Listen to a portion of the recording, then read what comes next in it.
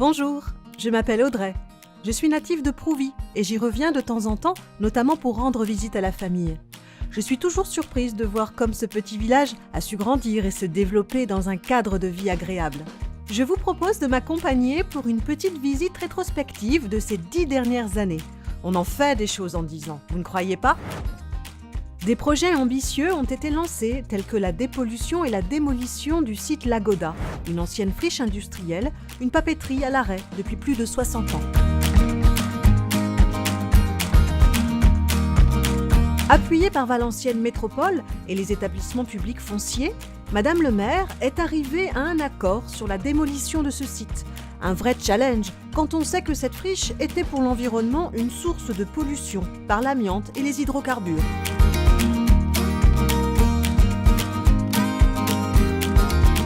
Et puis, au fur et à mesure de ma balade, j'ai constaté que la ville avait installé la vidéoprotection. Certes, ça ne règle pas tous les problèmes, mais ça a tout de même un pouvoir dissuasif à des endroits stratégiques. Ce système mis en place participe efficacement à la baisse des incivilités. Et ce n'est pas Véronique qui nous dira le contraire. Il y a quelques semaines, on avait été vandalisés et grâce aux caméras, on a pu retrouver la personne et elle a été jugée pour ses faits en fait. Et donc je dis franchement, heureusement que les caméras étaient là. J'ai toujours connu cette entrée de ville compliquée, voire accidentogène. Pas de trottoir et un stationnement anarchique. Quel changement! Un gros chantier.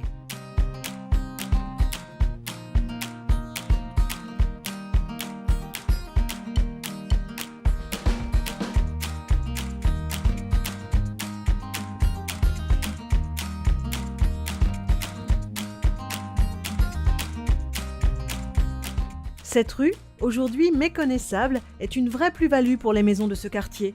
J'ai aussi constaté la création de plusieurs parkings et le monument aux morts n'est plus à l'endroit que j'ai connu.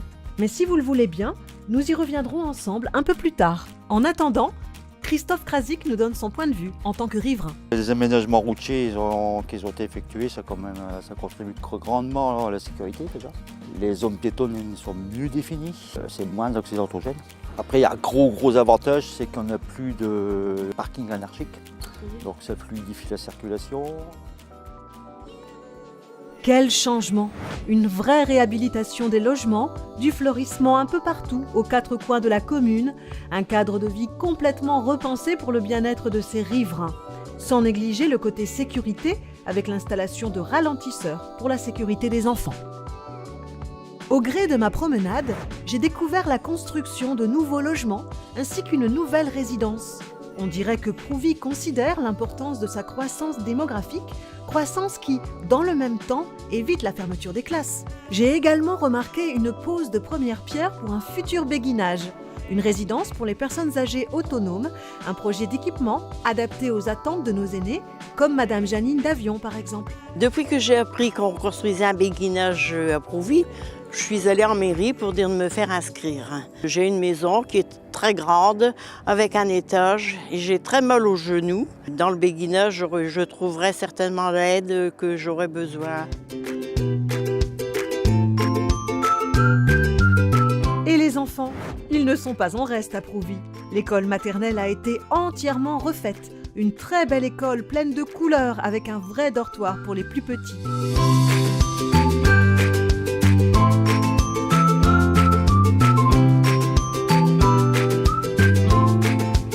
J'ai apprécié les changements qu'il y a eu dans l'école maternelle. Même pour les enfants, c'est plus pratique et plus plaisant.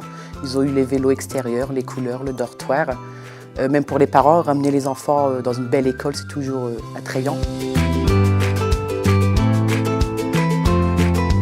Et oui, l'école primaire a été mise aux normes accessibilité avec un ascenseur. Tout d'abord, je voudrais remercier Madame le maire ainsi que les services techniques qui ont permis donc à ma petite fille qui a eu des gros problèmes de santé, elle a dû se déplacer pendant quelques mois en fauteuil roulant. Le fait de la réalisation d'un ascenseur permettra donc aux enfants de les rendre autonomes. Mon œil a été attiré par cette jolie clôture tellement colorée et ce petit personnage qui montre bien qu'à cet endroit, il faut être vigilant. Et puis, en continuant ma promenade, mon attention a été attirée par le bruit des enfants jouant sur cette nouvelle aire de jeu. Un bel espace qui leur est réservé pour qu'ils puissent jouer en toute sécurité. N'est-ce pas, Madame Fache?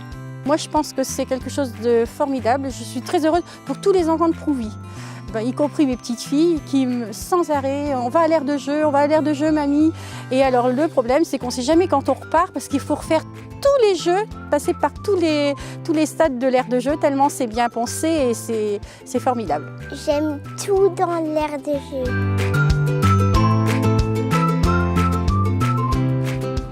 L'avenue des Sports a été l'un des premiers chantiers cadres de vie réalisés dans le même temps que celui du dojo, suivi des cours de tennis. Les cours de tennis, justement, ils étaient inutilisables à cause de leur état, tellement dégradés que le tournoi traditionnel ne pouvait plus avoir lieu. J'ai eu aussi l'occasion de redécouvrir la salle des sports, pour laquelle une remise en état s'avérait plus que nécessaire, tant pour les associations sportives que pour les écoles.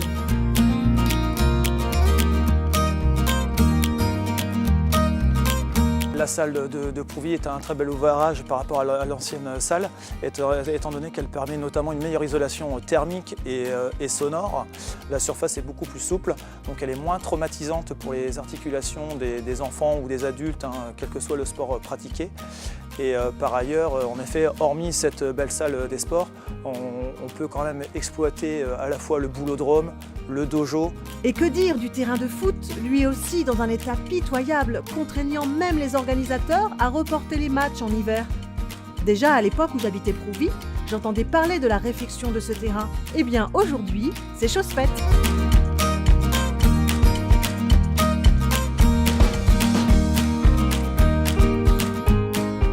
Le monument aux morts, je vous avais dit qu'on y reviendrait. Il a trouvé sa place idéale face à l'école. Daniel Carlier nous donne son avis. Eh ben, le monument aux morts, il faisait partie du décor chez moi. Je l'ai vu construire, j'avais 8 ans, en 1954. Alors quand on me demandait, t'habites où? À face du monument. Maintenant, je ne peux plus le dire. Ici, vraiment, il est bien mis en valeur. Et il n'y aura plus cette circulation sur la route. C'est vrai que ça gênait beaucoup dans le virage et ça bloquait les circulations. À l'entrée de la ville, le beau parvis du monument aux morts permettra de réunir l'ensemble de la population lors des commémorations. Quel bel hommage aux soldats prouvysiens morts pour la France.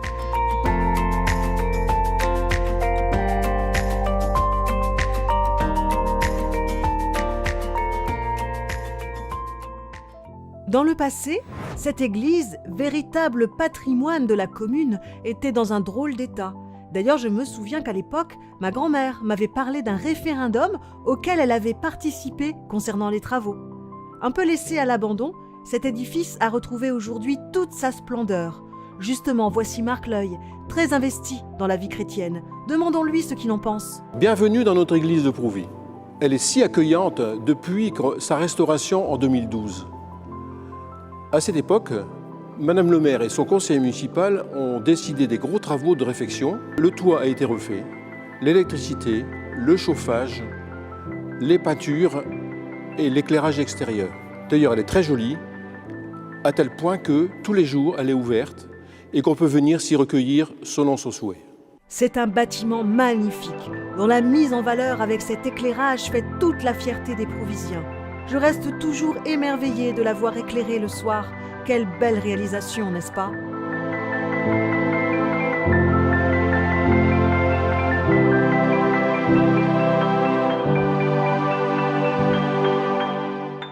Beaucoup de changements dans ces rues, de vrais trottoirs, une voirie neuve, l'enfouissement des réseaux, du stationnement et un cadre de vie plus agréable pour les habitants. À l'époque, c'était un véritable cauchemar pour les riverains à cause des dizaines et des dizaines de camions qui passaient par jour, notamment pour desservir la malterie et à l'époque CCES. Depuis que l'entreprise est partie sur le port de Saint-Saulve, la circulation de camions a considérablement diminué et cela a contribué à la tranquillité des habitants. J'ai même cru comprendre que suite aux travaux, un arrêté municipal interdisant la circulation au plus de 3,5 tonnes était entré en vigueur. Madame Micheline Cartoni, n'est-ce pas plus agréable désormais? Ça fait une différence de vie depuis que les travaux ont été faits, quoi. Avant c'était la rue de l'Enfer, maintenant c'est presque la rue du Paradis, disons. Ce qui nous gênait, c'était les conteneurs, les stockers la nuit, jour et nuit, et les camions de 4h du matin à 11h du soir, quoi. Dans la rue de Rouvigny, un aménagement de chicanes, de trottoirs et des bacs à fleurs rendent cette entrée de ville plus agréable. Régulièrement, quand il m'arrive de venir sur Prouvy, les agents des services techniques sont dans les rues. Je ne suis jamais sans les voir s'affairer à différents endroits. Des travaux autour du funérarium, le fleurissement de la commune, la création du logo à l'entrée de ville, la réfection de certains bâtiments tels que la Maison de la Solidarité ou encore le siège des colombophiles.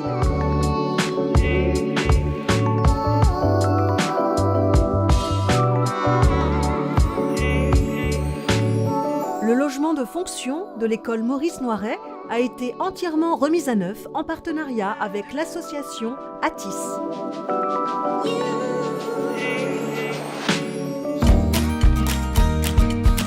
Je me souviens très bien de ce local que nous appelions le Clap à l'époque. Le responsable était Madame Coutard. Ce local n'a vraiment plus rien à voir avec celui que j'ai connu.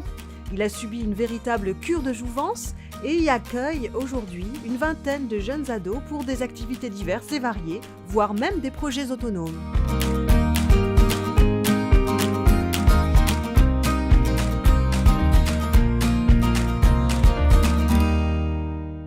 Voilà, j'espère que vous avez apprécié, tout comme moi, cette petite visite de la ville à travers toutes ces améliorations qui n'ont finalement qu'un seul objectif: améliorer la vie quotidienne de tous les Prouvysiens.